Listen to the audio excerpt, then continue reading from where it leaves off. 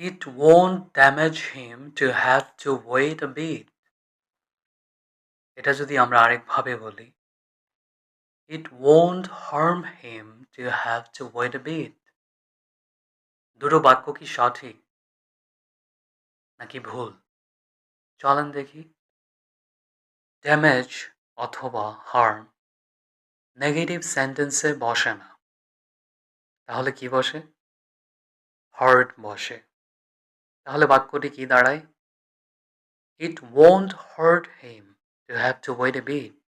Damage সাধারণত কোনো ব্যক্তি বা বস্তুর জীবন, স্বাস্থ্য, সুখ অথবা সফলতার সুযোগের উপরে খুব খারাপ একটা প্রভাব ফেলা অর্থে ব্যবহৃত হয়।